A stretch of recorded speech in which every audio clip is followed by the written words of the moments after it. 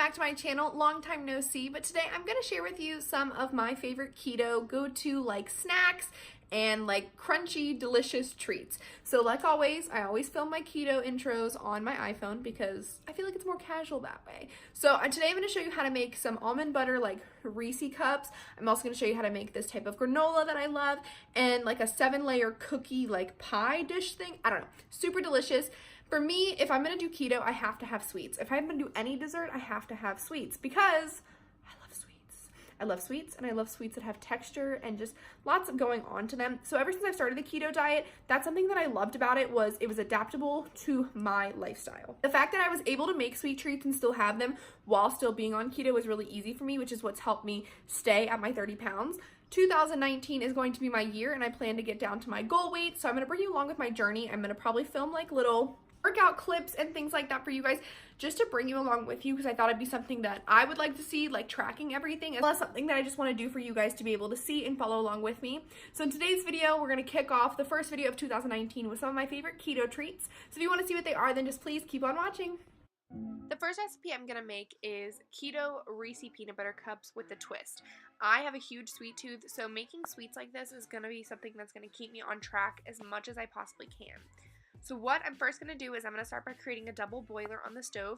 So I'm just going to use the Lily's unsweetened chocolate chips, and I'm going to take a boiling pot of water and then a non-meltable bowl on top, and I'm just going to melt this on top. Keep mixing this. I don't want the water to be touching the bowl on top because then you can burn your chocolate, and I'm just going to keep mixing it around until it actually fully melts.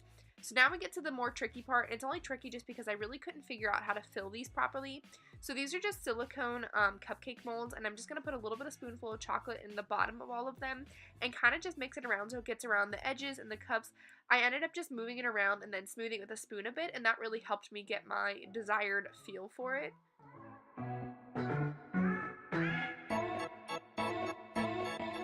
So then I'm going to take Crazy Richard's all natural almond butter, and I'm going to use this instead of peanut butter, and I'm just going to put a dollop of this in the center of all of these. So as you'll see in the next clip, I tried to start filling them while the chocolate and everything was still wet, but it ended up just being a mess, so don't do as I do, but listen to as I say. So what I ended up doing instead was putting them like this on a paper plate into the freezer just so they could get a little bit hardened, so when I add the other top layer of chocolate, it's way easier. So that's what I do for the rest of them, but the first couple ones I tried to do wet, and it ended up being a mess, so you'll see that as we get into the video.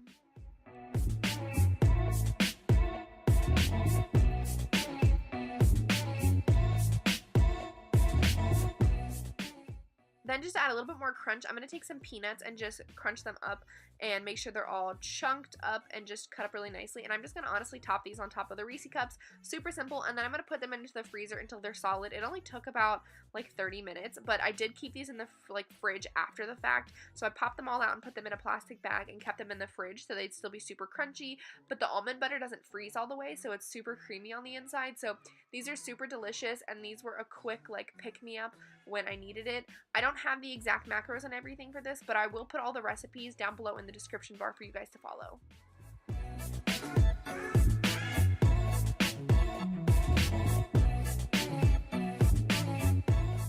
So the next one is kind of like those 7-layer cookies that people used to make, but this is the keto 7-layer cookie. So first I'm going to make the crust. So I'm just going to use some almond flour. I'm going to use some salt. I'm going to also take some Kerrygold butter. I'll have 1 egg, and then I'm just going to all combine this. So I end up using 3/4 a cup of almond flour, and this is just what I'm going to add to a bowl. I then go in and I add a little bit of salt. It says 1/4 teaspoon, but I just kind of estimated it and added a little bit of salt. Nothing crazy. I do need 1 egg, and then I will need 2 tablespoons worth of butter. So it didn't say anything about melting it, but I did soften it a bit, so it'd be a lot easier to combine to making the dough crust. So now I'm just working the dough together with my hands, really melting the butter and everything together. So this is just going to help really make sure everything's incorporated. Once I'm done with that, in a 9-inch one of these pans, I can't think of the name, cast iron pans, there we go. In a 9-inch cast iron pan, I'm just going to press this into the bottom. This is going to be the dough for everything, so I'm going to press this in until it's thoroughly and evenly pressed in, and then I'm going to put this in the oven at 350 for 20 minutes. Oh, you also want to make sure you poke holes in the bottom with like a fork, just so it cooks all the way.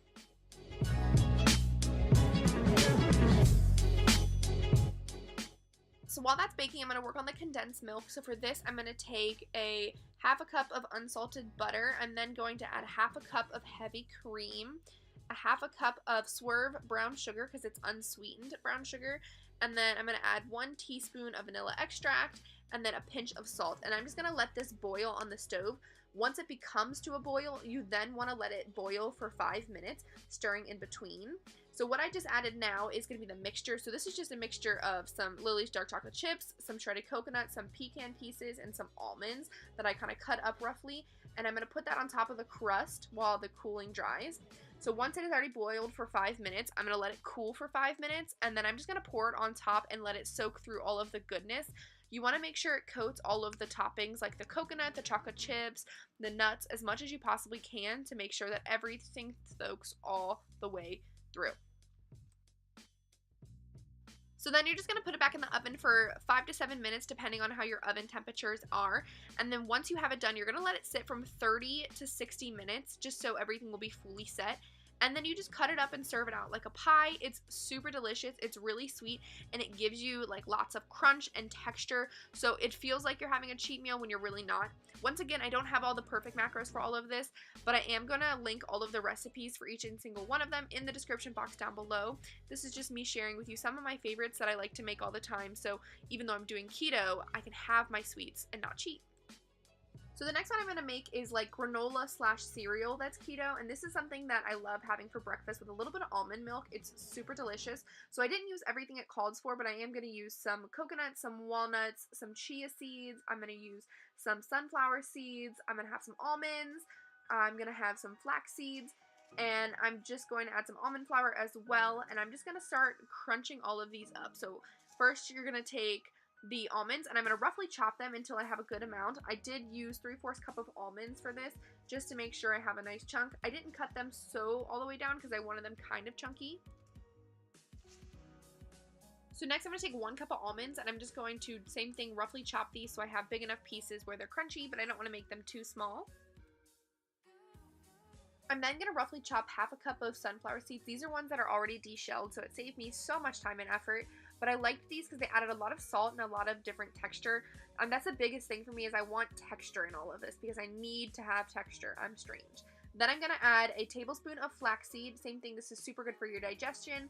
Same with a tablespoon of chia seeds. Both these are good for your digestion and your insides. So love the healthy benefits, as well as they add texture and deliciousness. Once again, texture, texture, texture. I'm a crazy person, I know. Then I am going to add a half a cup of almond flour. This is just going to help kind of bind everything together to make sure that everything is going to stick properly together. I then am going to add a half a cup of coconut flakes. You can do desiccated coconut where it's a lot thinner, or you can do like the big chunky coconut flakes. I just used what I had. I then also used 1 egg, and then 1/4 a cup of melted butter, 1/4 a cup of melted MCT oil, and then I used 1/4 a cup of sugar-free maple syrup. This is from Chalk Zero, which if you're keto and love syrup and have never tried this before, highly, highly recommend trying because it's amazing. So then I'm just going to kind of mix everything together, and this is just going to help make sure everything's incorporated before I put it on the baking sheet.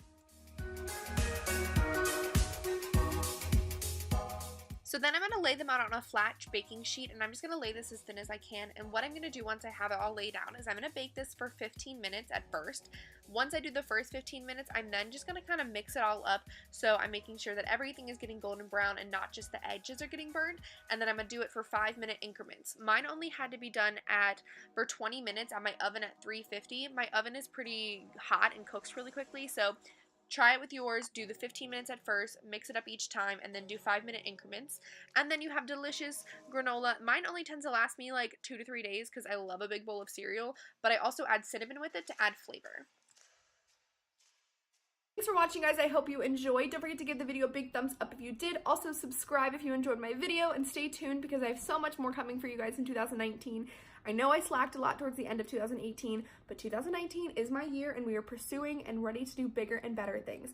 So please subscribe and hit the notification down below so you know when I post my videos. And I hope you guys have an awesome day and an awesome 2019. Bye!